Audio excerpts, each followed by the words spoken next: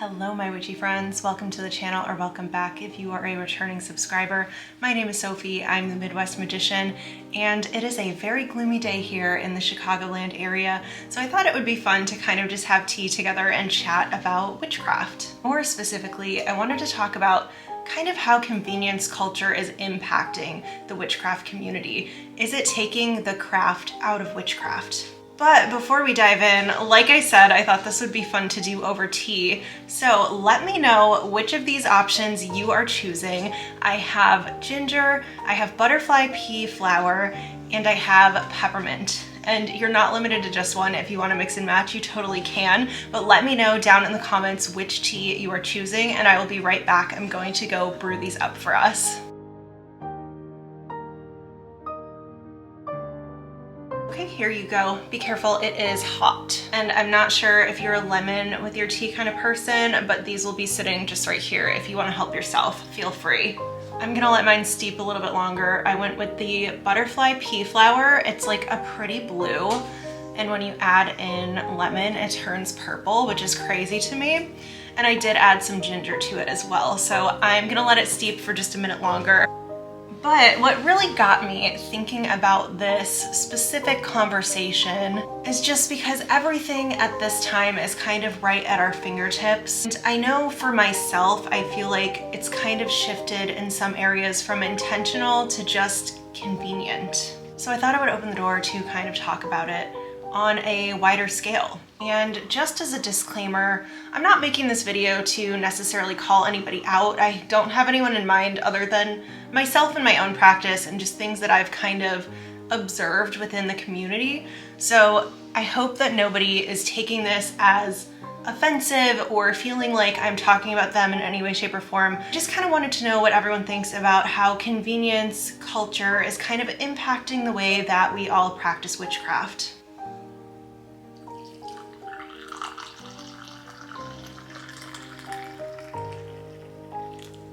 So as I was saying about having convenience, having everything we want at our fingertips. You want a new candle? No problem, it'll be here tomorrow. You need some smoke cleansing herbs, you need some new crystals, it's just a click away. It really is incredible how easily now we can get the things that we need. But in my opinion, the convenience is starting to affect the craft in witchcraft itself. Up until recently, getting tools or supplies took a lot of time, planning, effort, and energy. You would have to hunt for them, forage them, create them yourselves, or save up and go to a specialty shop that's miles and miles away. I know for me personally, I would do a great deal of research before deciding if a tool or a supply or an ingredient was worth the effort of me going to find. But now it's kind of instant, and with that convenience, I feel personally that I've lost the connection to these items, to these tools and supplies. How's your tea tasting, by the way? Mine is a little hot, but it's very good. And when we talk about losing the connection to our ingredients and our tools, when you really think about it, we're so used to receiving everything kind of pre-packaged and ready to plug and play. And that makes it really easy to forget the significance of how these items were found, grown, created, harvested, or curated. I know when I pick up a crystal or a candle, the first thing on my mind isn't pausing to think about its origins. It's how am I going to use this and how quickly can I get this done? I don't really sit to think about what it represents within my practice. And I think the convenience of having everything just within arm's reach makes it really easy to kind of neglect the energy of that item. When we make something by hand, whether it be blending herbs for a spell or carving a sigil into a candle, we're really connecting with the process and the energy of these tools and ingredients. And in my opinion, the slow and intentional process is where the magic really begins. And that's not to say that purchasing tools and ingredients and things like that is a bad thing. I do it all the time. I think really what I'm calling for, at least within my own practice, and let me know if you feel the same way, is to kind of very intentionally select the things that we're going to be bringing into our practice. if I'm going to be purchasing candles, I want to make sure that it's something that is from a small business where someone is actually creating and putting the effort into these items. Or I just showed in a recent video that I have a lot of taper candles from the thrift store. And those are something that, while I'm not necessarily connecting with the candle and its origin, since it's from the thrift store, it's something that I plan to carve my sigils and intentions into and dress with herbs that I'm growing from my own garden to really make sure that I am crafting the magic and putting my own energy into it. And I do also kind of want to introduce social media into this picture as well. When social media comes in, we see these beautiful pictures of aesthetic altars. Everything is so carefully curated and planned out. We see shelves full of crystals and altars that look like they came out of a magazine or a TV show. Just absolutely beautiful. And while it's amazing to take inspiration, I feel like the convenience of seeing everybody's setups can kind of make us feel less connected to our own practices, because we are lusting and longing to have our spaces look like these very carefully curated and aesthetic altars. And there's nothing wrong with having an aesthetic altar. I get it. It is super enticing. But I feel like sometimes over-focusing on the aesthetic kind of distracts us from the practice of witchcraft and really makes us feel like whatever we're doing is not good enough. I know that I personally have ordered things that I've seen on people's Instagrams and YouTubes and from Pinterest just because I thought it looked cool, without kind of considering how it's going to work within my practice or if it even will. And while choosing things that kind of fit my overall general aesthetic make it more likely that I'm going to use it within my practice, it's never really a guarantee. For the month of February, my husband and I are doing a no-buy, which essentially means that we're not spending any of our money on anything that is a non-essential. So if it's not groceries, if it's not gas, if it's not cat and dog food,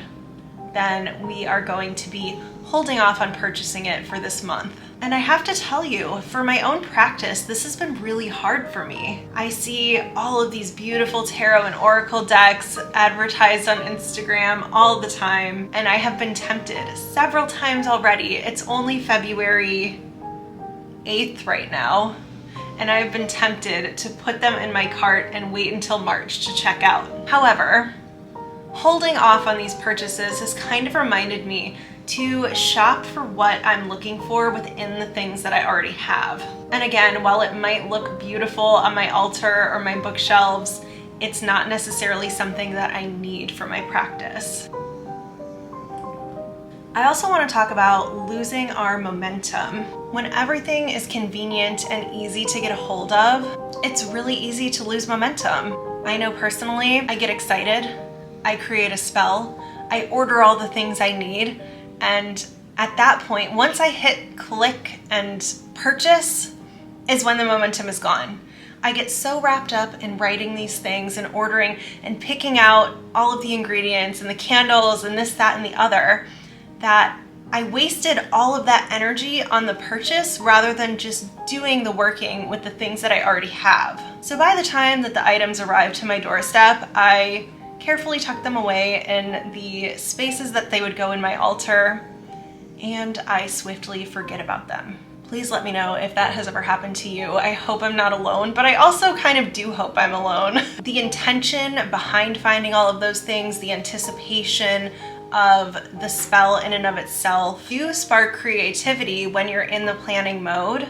But once it arrives at the doorstep, it's just kind of, okay, I'll unpack it and now it's here. And that's not to say that once the items are here, they're gonna sit in the cupboard and be unused forever. I will certainly make my way back to them, but I do feel like it kind of makes me lose the creativity and the spark that I initially had when planning everything.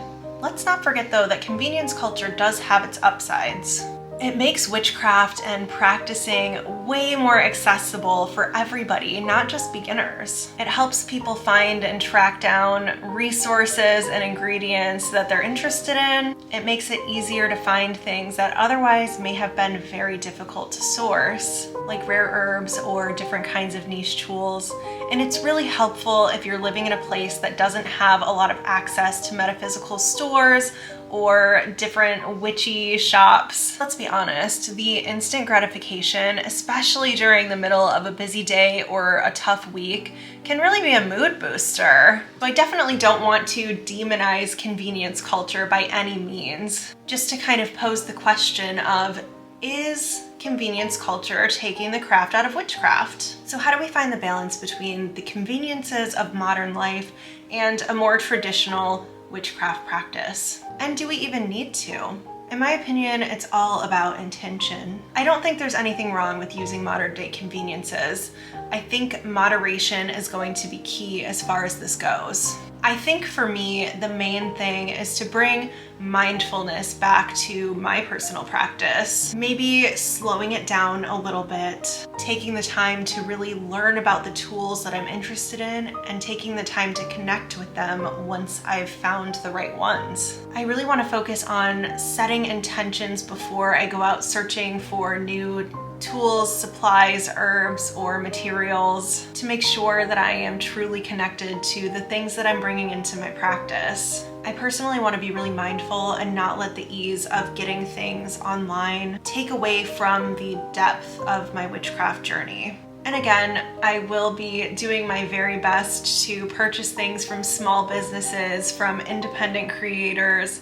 I do think there is a lot of magic when it comes to supporting individuals over larger corporations. So in conclusion, I want us to craft our crafts. We live in a time of convenience, but I don't want us to forget why we started practicing witchcraft in the first place. For me, that's to connect, to create, to cultivate my power, and to see my intentions to fruition.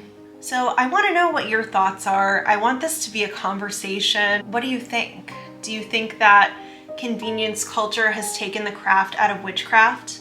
How has it impacted the way that you practice? I would really love to hear your thoughts. I think this is such an interesting topic, and I think there's going to be kind of a wide range of opinions and experiences. So I'm very interested in seeing what everyone has to say. If you made it this far in the video, will you leave a little butterfly emoji to represent the butterfly pea flower tea that I'm sipping on today? Thank you so much for being here and for partaking in this conversation with me. If you like the video, don't forget to give it a thumbs up. It really helps me out with the algorithm. If you're not yet subscribed, please hit that subscribe button down below, and I will see you guys very soon in the next one. Bye.